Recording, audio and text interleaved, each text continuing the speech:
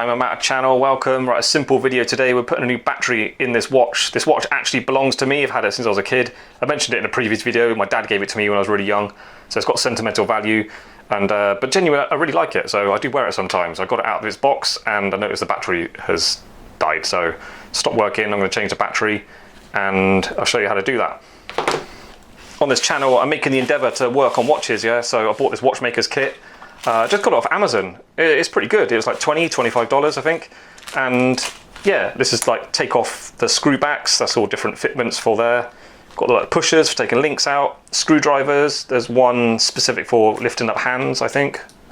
Yeah, nice new sharp pair of tweezers. That's good.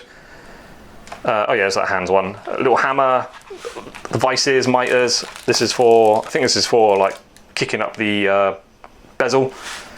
So yeah, everything, and then that's not all. It also came with a proper clamp. I got all this for like $25, like 20 quid. It's like nothing, right? All this. I'm sure it's all like low quality budget stuff, but if you're like me, you just want to like have a go at working on watches, perfect. Bargain, I think. There's a pair of pliers in there, and then one of these things.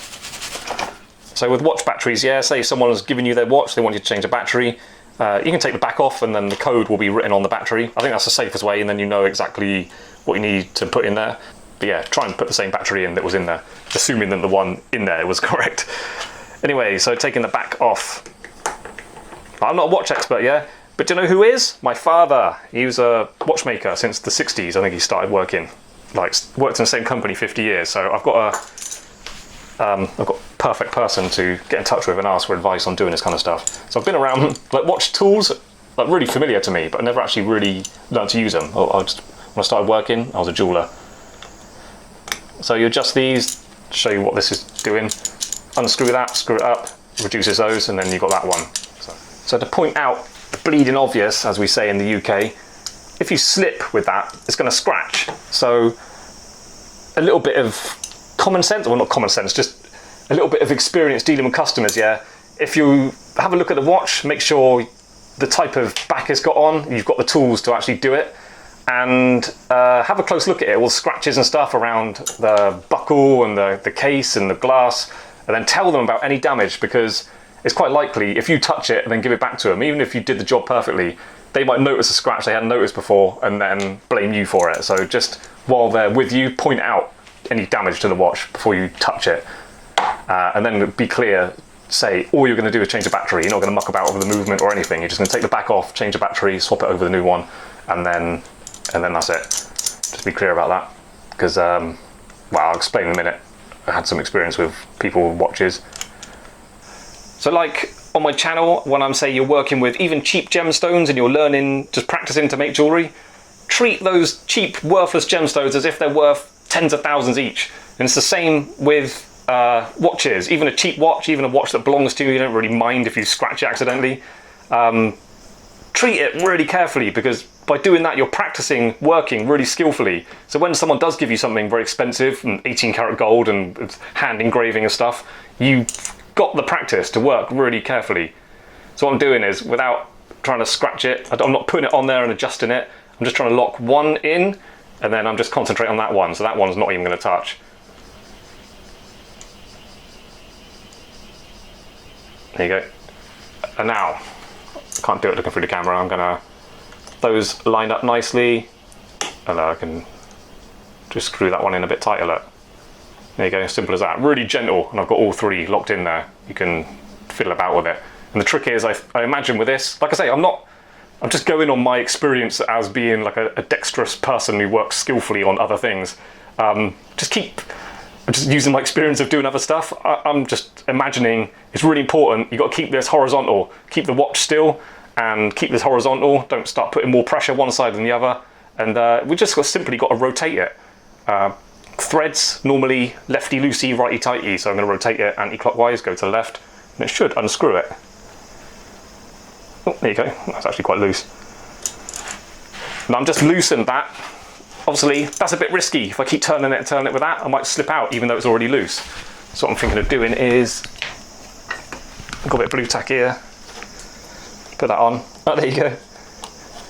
winner.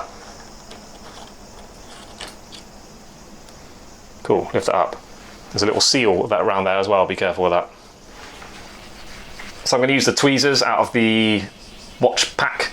I mean, really your tweezers, when you're working on these really delicate little bits of metal, your tweezers really should be considered like a precision instrument. So it's really quite important that they close up nicely and are nice and straight. Like all my ones I make jewellery with are all burnt and bent up and stuff.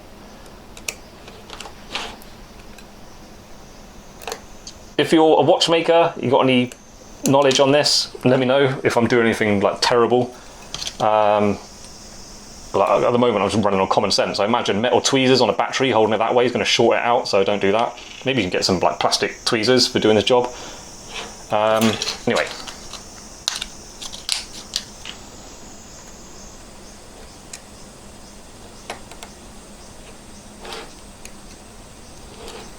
Now what I'm going to do is get a marker pen.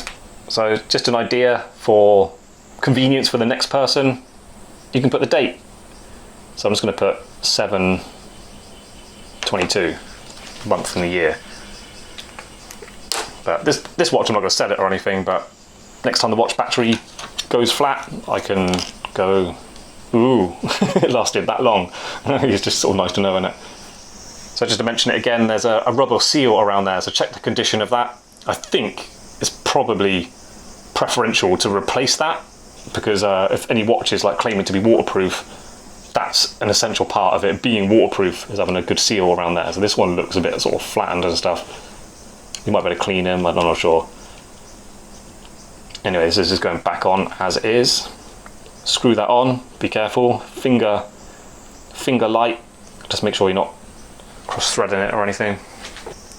So I didn't move these yet, but it doesn't mean I'm just going to carelessly put it back on there. I'm still being careful and really watching what it's doing. There you go, done.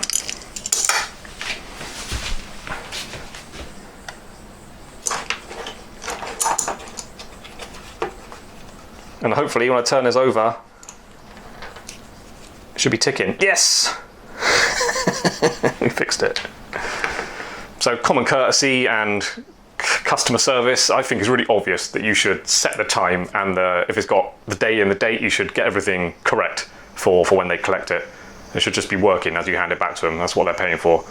So yeah, do that. Yeah, so watch battery is relatively simple, usually. Really helps you out if you've got the correct tools. Like, these are really good. If you've got a screw back, you've got to have this. I'd be happy to hold it in my hand, my own watch. I'd be happy to hold it and unscrew it. But on customer stuff, you really need something to hold it really secure, really tight.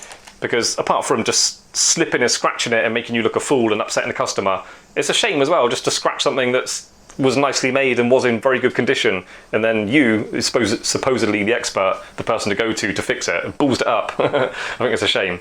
So yeah, don't damage stuff. So be careful, and you can improve your chances of doing a job correctly just by having the good tools, or at least new tools. I think these are really budget ones, but they're working fine as far as I can tell.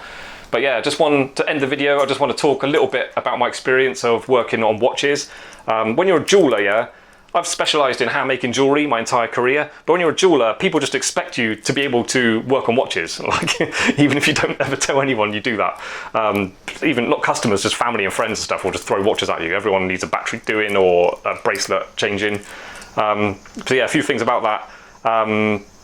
Batteries, yeah, where I worked in London, customers will come in, they give you a watch, and then they say change the battery, needs a new battery, and like, okay, we'll change the battery. And then it happened a couple of times, like we changed the battery, but then it still didn't work. This is a quartz movement, usually quite a cheap thing. There's just something wrong with the movement, so you just sort of hand it back to them and say, sorry, we did the battery, but it still doesn't work. You have to take it back to where you bought it, or I don't know, whatever you suggest you think is best. But yeah, it doesn't go down well with customers, so they always seem to be like, well, it was fine when I gave it to you. It's like, well, it wasn't working. So if you take in a watch battery job, like I said before, inspect it for scratches and stuff, but not only that, ask the customer, like, what's the situation? Is it something that's just stopped working and we're changing a battery? That's quite a good sign. If it's something they've had at home, like in a drawer, a bit like this one's been put away for like a year and a half, yeah, there's a chance that it's got wet or bit of condensation inside and something might have broken inside it. So just changing the battery is not going to fix it. It might have rusted up inside, we don't know. Don't know what happened to it. So yeah, you need to ask what the scenario is before doing any work to it. And then if you're not a watch specialist, like I wasn't, explain that all you're going to do is change the battery is all you can do. And if it still doesn't work, then they'll have to go somewhere else. So give them the option of going straight to someone else rather than wasting your time and their money and stuff. A little thing about bracelets as well, yeah. People buy watches online, or they buy them from other shops and then they give them to you for some reason to change the links, take links out or put links in. Always you're going to do the job twice, yeah. So in London we used to started off when I was working there, we charged £20 and people were like, oh, that's a bit expensive. And then we put it up to 25 and we put it up to 30 and then we even tried to charge 40 once. We just didn't want to do it because every customer, you talk to them for ages about you putting it on their wrist and you're sort of pinching the links on the side and it's like, yeah, I think 2 is going to be correct. Does that feel nice? Is that how you like it? You can talk to them for quite a while and then like discuss it with each other. They agree. You want 2 links out or 1 link out this side and 2 links that side, so it sort of moves the strap about. And you can spend a lot of time doing that with people. And then you do the job, like they come back 20 minutes later or whatever, and then every time you have to put 1 link in or take 1 link out or just do another adjustment. You're doing the job twice every time. And just for a few tens of pounds here and there and wasting like an hour of your time, it's not worth it. So yeah, we just kept putting the price up to the point where people were just shocked and like just go somewhere else, which is sort of what we wanted. So in London, we said no more watch batteries. If you want us to take links out, we can do it, but we're expensive. And if you want us to do a repair, we worked closely with a local guy that was like a specialist in like mechanical automatic movements and stuff. So he could do all the repairs. You know, watch specialists, like proper jewelers with they've got all the codes for the batteries and stuff. They've got all the tools. They've got people on site who know what they're doing. If you just go to any random jewelers, there's a chance they're not watch specialists. So yeah, for customers and jewelers alike, you need to be a bit careful about what you're working on. Right, thank you for coming to my TED Talk.